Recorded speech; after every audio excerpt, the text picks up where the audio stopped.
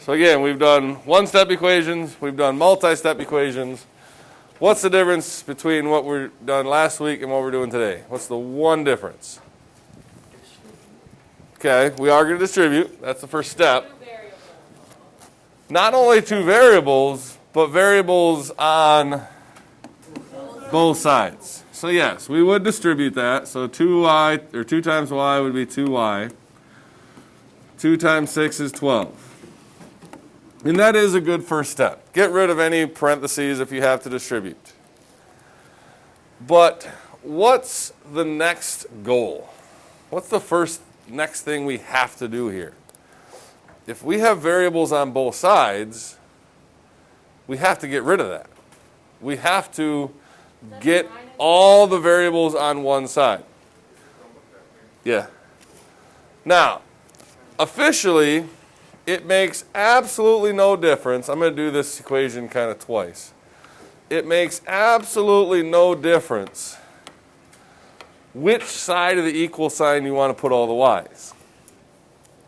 Some people would say, I want all my y's on the left side no matter what. And they're going to say, well, let's minus the 3y over here, leaving me with 2y minus 3y would be negative 1y plus 12 equals 0. Some people would say this. I'm a positive person.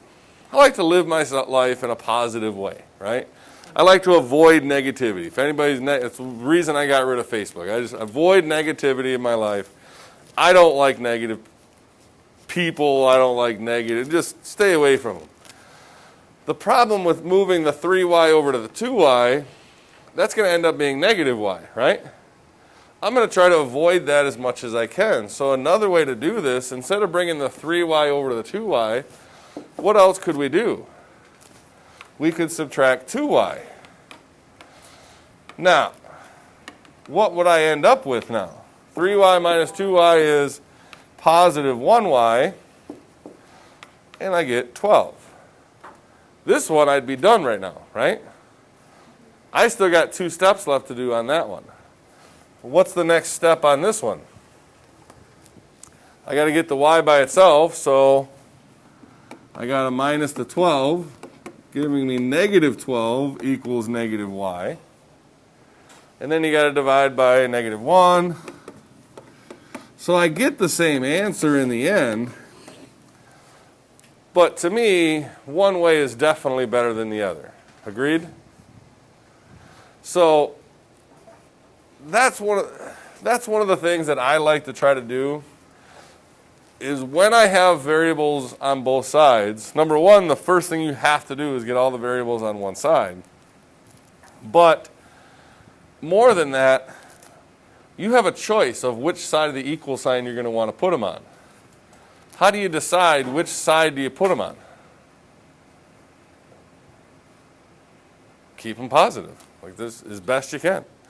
So let's try another one. Let's say I gave you, how about 3 minus 5b plus 2b is equal to negative 2 minus 2 times 1 minus b.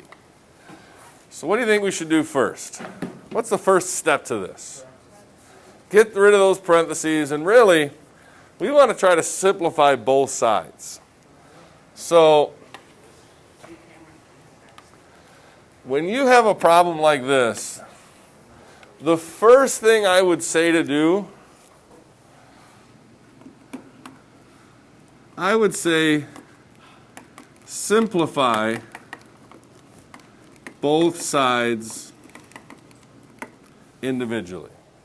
Just simplify both sides by themselves. What does that mean for the left side here?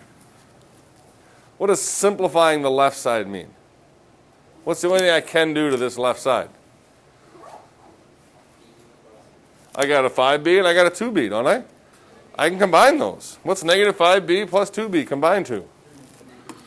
Negative 3b. So the left side, that's what I'm going to do to simplify that. What am I going to do on the right side? Distribute. So I've got that negative 2. The negative 2 is what I have to distribute. So what's negative 2 times 1? Negative 2. Negative 2 times a negative b would be a positive 2b. Now there's still one more thing I should do to simplify that right side, which is negative 2 and a negative 2 make a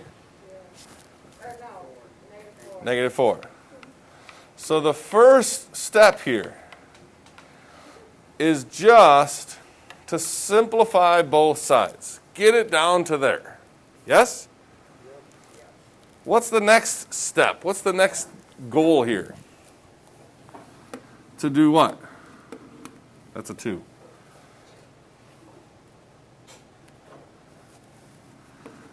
Get all the variables, and I say variables because sometimes it's x's, sometimes it's b's, right, on one side. Does it matter which side you put them on? No. So in this problem, I have a choice. If I want to, I can bring the 3b over to the right side, or if I want to, I can move the 2b over to the left side. Which side should you think we should put it on? Left or right? Left? Now if I go left, how am I going to move this 2b over there? I'm going to minus 2b, right? If I do that, aren't I going to end up with negative b's? I'm going to try to avoid that. So what's my other choice here? I'm going to add the 3b instead. And again, it doesn't really matter which one of those I do, but I think it's just better practice to try to keep those variables positive. It'll help you avoid mistakes. So that's, I got 5b. I've got that negative 4 there. All I have left on the left side is that 3. How do I finish this now? Add the 4, right? Leaving me with 7 equals 5b. Last step, divide by 5. So I get b is equal to 7 over 5. Come on. Now, what should I really do once I get these answers? Should I just be done and call it a day? What else could I do? Check your answers. How do you check your answers? How do I know that 7/5 is correct? Well, that's going to copy a whole lot more than I want to copy. I copied way more than I wanted. All right. So we think 7/5 is the right answer, right? So you plug it in. And we say 3 minus 5 times 7/5 plus 2 times 7/5 is supposed to equal negative 2 minus 2 times 1 minus 7/5. And you plug that 7/5 in everywhere. What's the only thing we want to happen here? Do we care what this simplifies to? What's the only thing we care about? Whatever this simplifies to, what should this side simplify to? The same answer. So we don't care what it simplifies to, we just want it to be the same. I would multiply first. What's 5 divided by 5? Times 7. 7.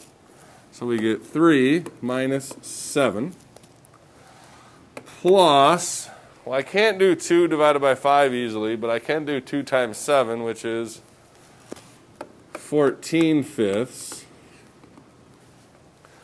Over here, can I do 1 minus 7/5 easily? Common denominator, isn't that 5/5? What's 5/5 minus 7/5? What is it? Negative 2/5. So I get negative 2. Negative 2 times negative 2 would be positive 4/5. That's the same thing as negative 10/5 plus 4/5. What's this answer? Negative 6/5? Okay. So what's the only thing I care about on the left side? Hopefully we get negative 6/5. What's 3 minus 7?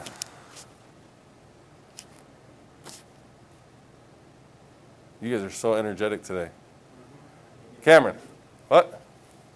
Negative 3, negative 4, plus 14/5. Cameron, eyes up. Common denominator. What's 4? 4 is the same thing as how many fifths?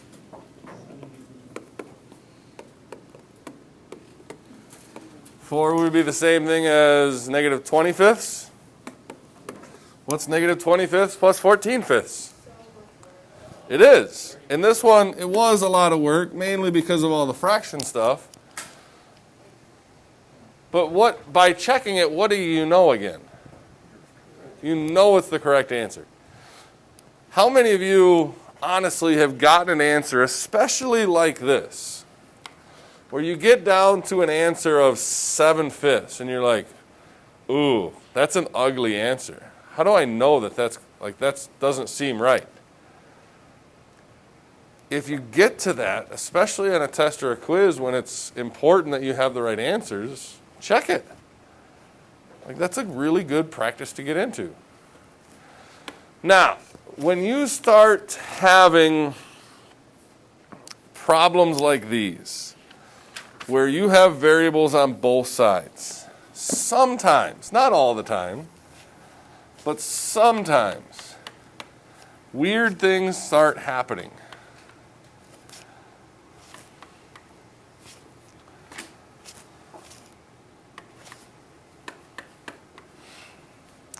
So I gave you this one. Cameron, what would be the first thing you'd do?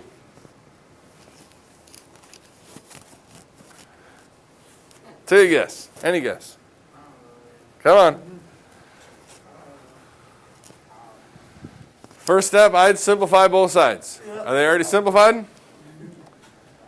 What can I do to the left side to simplify this left side? Huh? Put the x's together, so I have a 1x and a negative 6x makes negative 5x. Okay. Plus 4. Okay. Over here I have a 6 and a 2. I could make that a 4, right? And then what's the next goal? Get all the x's on one side. So how should I do that? Add 5x. So what do I get? What happens here? What's negative 5x plus 5x? It goes away, doesn't it? All I have is 4 left over. What do I have on the right side? A 4. What significant just happened? All the x's went away, didn't they? This is going to happen once in a while. Now, there's 2 possible scenarios when the x's go away. They're called either a contradiction or an identity. Basically, the answer is either all real numbers will work,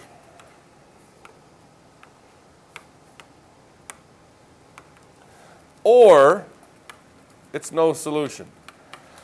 Basically, what it means is this.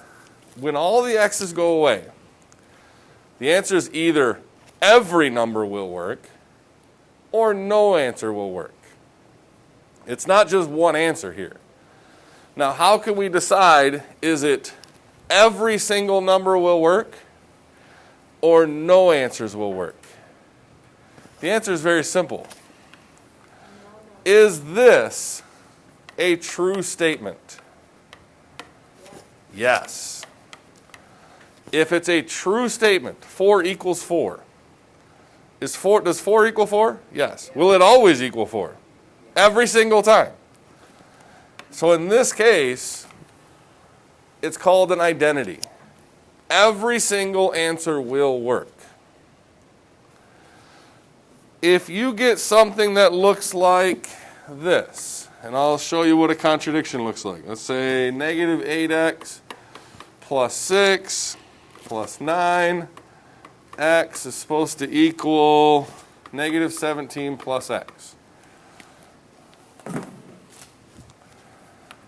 If I combine like terms here, I got a negative 8x, I got a positive 9x, which makes positive x plus 6 equals negative 17 plus x. If I minus x from both sides, I get down to here. Is that a true statement? Does 6 equal negative 17? No.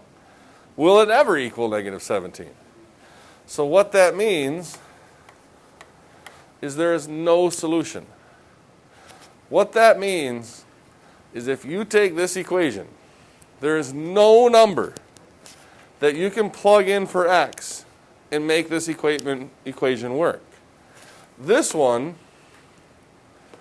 if you take this equation, we've already established any number will work. What that means is exactly what it sounds like. If you take that equation, pick a number. What's your favorite number? 8. Great. If you plug in an 8 here,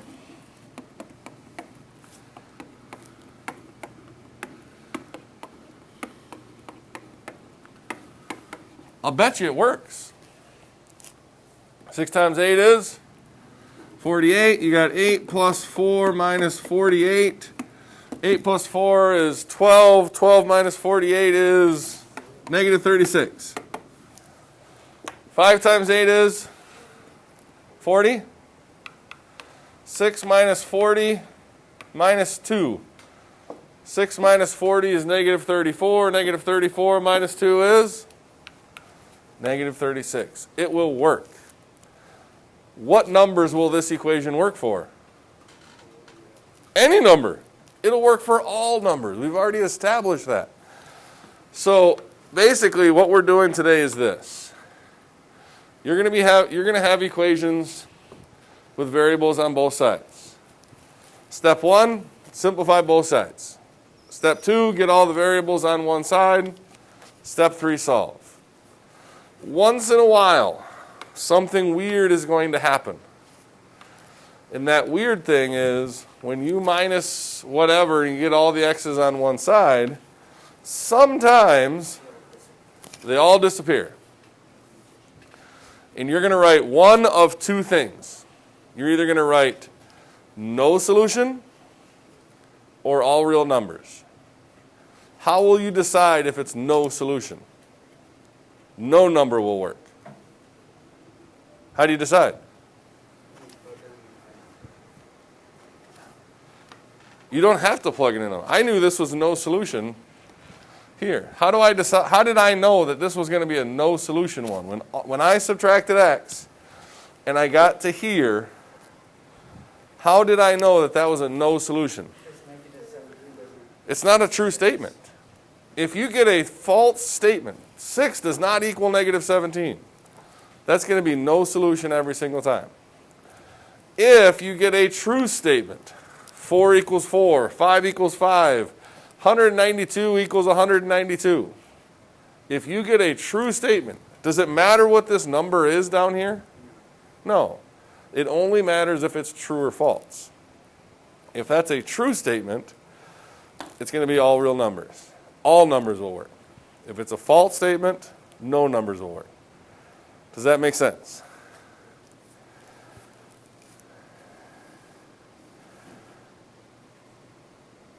All right. Everybody take a look at page 103.